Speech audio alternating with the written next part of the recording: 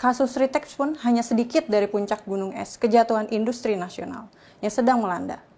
Sritex juga bukan industri pertama yang runtuh.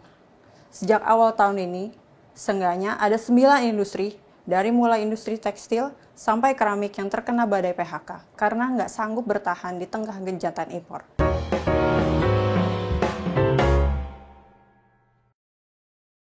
Halo Sobat Media Indonesia, selamat datang di The Editors.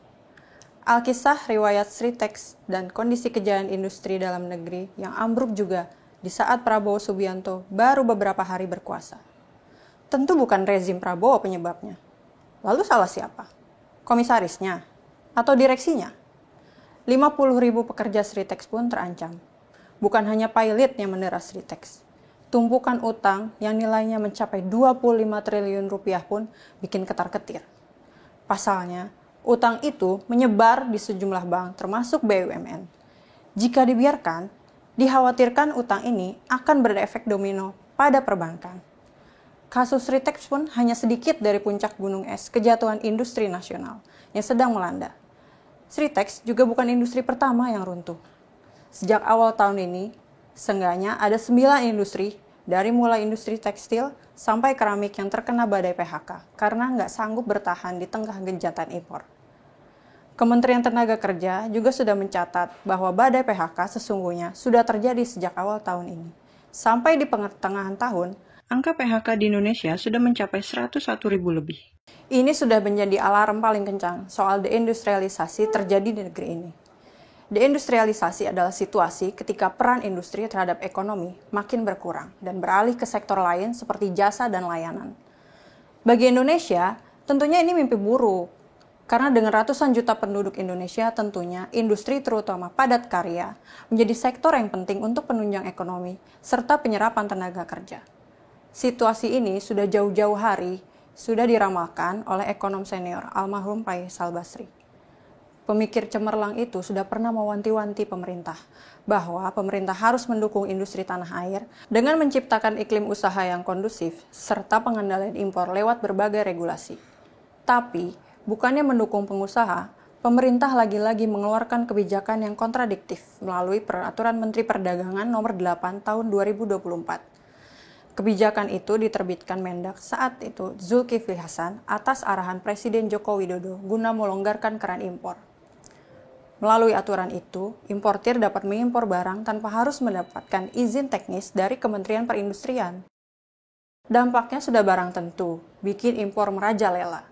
Impor legal dibuka lebar, tapi itu masih ditambah dengan masalah impor ilegal yang belum ada obat patennya. Komisaris Utama Sritex usai bertemu dengan Menteri Perindustrian pun mengakui kalau Permendak itu jadi salah satu yang berkontribusi pada jatuhnya Sritex. Ekonom hingga asosiasi pengusaha sudah teriak-teriak lantang memprotes aturan ini supaya direvisi. Bahkan protes serupa juga lantang diutarakan oleh sesama menteri dari Kabinet Indonesia Maju Jilid 2, yaitu Menteri Perindustrian Agus Gumiwang Kartasasmita. Diserang habis-habisan dari berbagai sisi, malah nggak bikin Zulkifli Hasan goyah. Ia justru makin kukuh dan pasang badan untuk mempertahankan aturan itu. Ia menegaskan aturan itu sudah mengakomodir seluruh kepentingan. Pertanyaannya, kepentingan siapa? Lain Zulkifli Hasan, lain pula Jokowi. Dia selalu mengandalkan lagu lama saat ditanya lesunya perekonomian, yaitu menyalahkan kondisi ekonomi global sampai konflik geopolitik. Padahal, ekonomi Indonesia lesu, tapi industri negeri tetangga seperti Vietnam justru tumbuh subur. Industri manufaktur Vietnam tumbuh 13%. Pertumbuhan ekonominya 6,1%, jelas-jelas di atas Indonesia yang stagnan di angka 5%.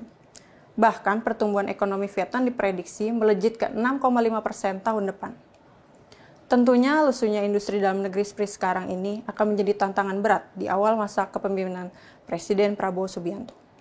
Maka dari itu, target pertumbuhan ekonomi 8% yang dicanangkannya jadi satu hal yang kelihatannya susah digapai. Apalagi, menteri yang menerbitkan Permendak pelonggaran impor itu justru duduk manis di pemerintahan. Jadi Menko pula. Presiden perlu peka terhadap masalah ini. Para menteri harus segera bergerak. Jangan terlalu lama sibuk cari kantor baru dan cari celah-celah anggaran baru. Ada segudang masalah yang menanti, salah satunya menyangkut isi perut rakyat di tanah air ini. Industri kita belum kuat. Industri kita masih rentan. Yang jadi korbannya siapa lagi kalau bukan para karyawan. Pekerja adalah motor penggerak ekonomi.